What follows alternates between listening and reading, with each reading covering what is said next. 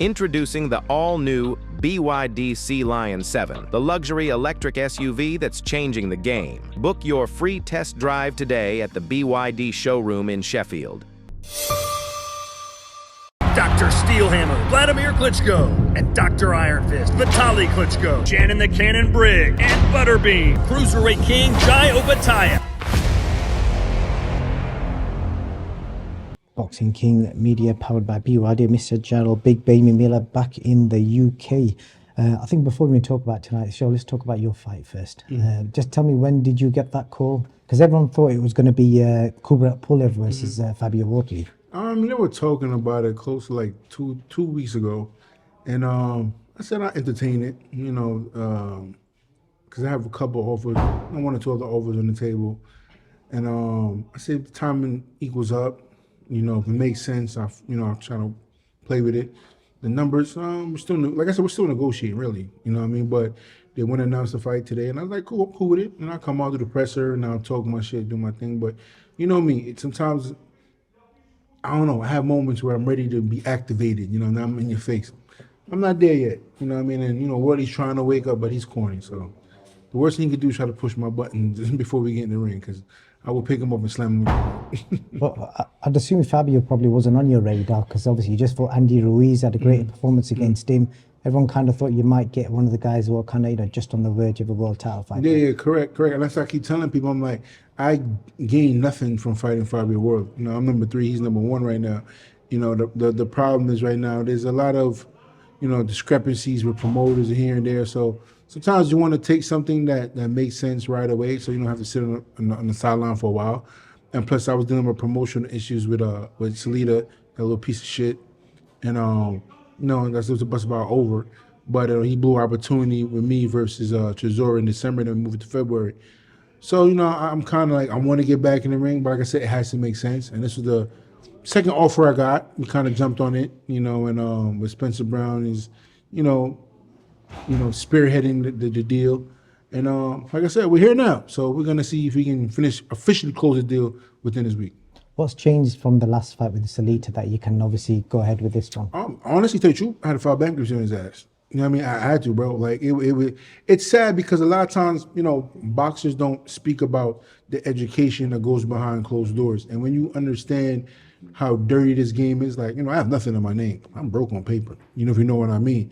So the main thing you have to do is protect yourself at all times. And, I had, you guys call it solicitors, we call them lawyers. It's like, I've had legal advice over the years, and some of it just was not good, and to put you in a bind later on is, even when I've fought my contract out, promoters in America can do dirty underhand shit to try to get more fights out of you and get advances out of promoters, but I want to say one thing about what Frank did, which was kind of upstanding, was when my contract was officially up, he made me an offer.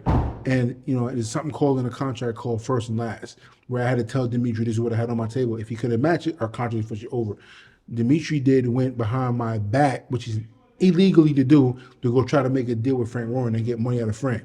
And Frank said, eat a dick, you're not doing shit. And that's why the fight kind of fell through, because, Dimitri's doing backball shit, But like I said, that's one of the main things I had to do, man. I had to go file that, swipe the slate clean, and just, focus on me and my family and friends. You step into the ring with Fabio Wardley in a couple of months' time. How good is he, and what do you think of him as a fighter? I don't think he's that good. Anybody that's over 200 pounds can, even under 200 pounds can crack. So he can't crack, but there is a few things that I'm concerned about that we're going to talk about. And the one thing is them fly gloves. I'm not a fan of those fly gloves. Dubois fought those fly gloves against me, and it didn't really seem nothing to me, but I was a lot more. I was never marked up in my entire career unless it was in that fight.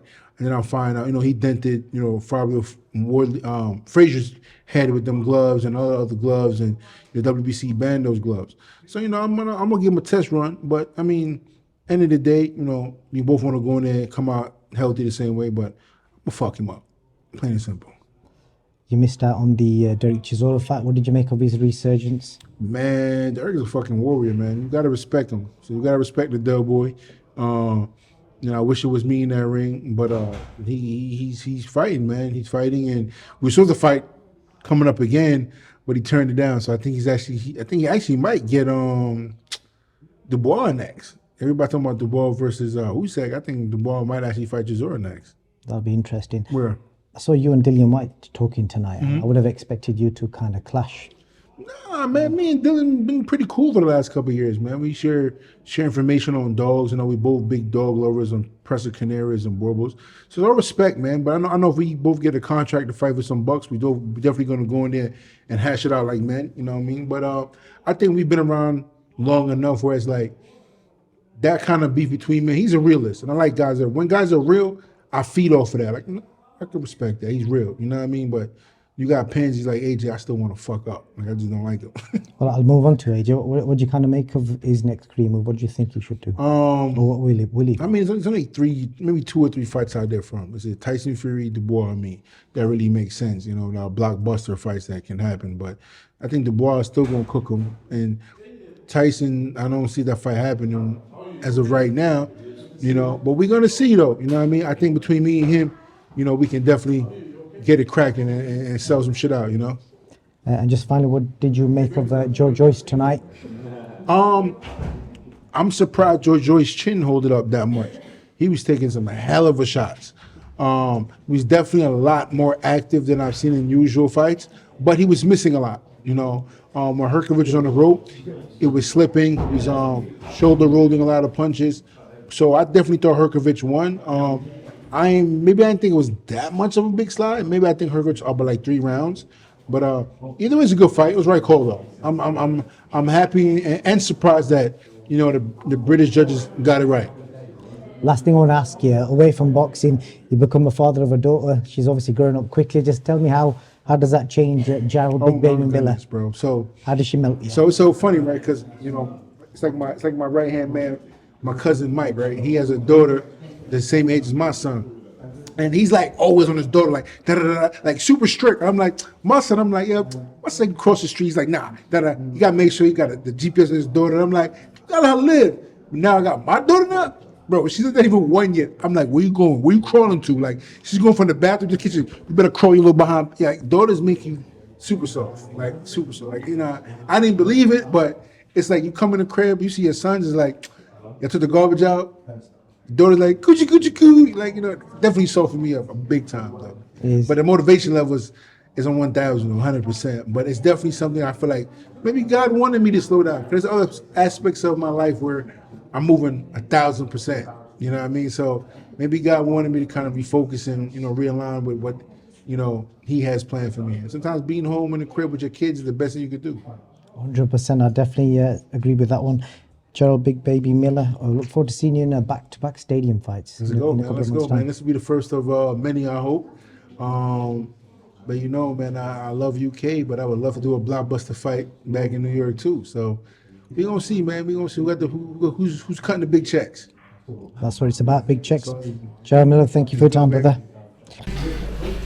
Yeah,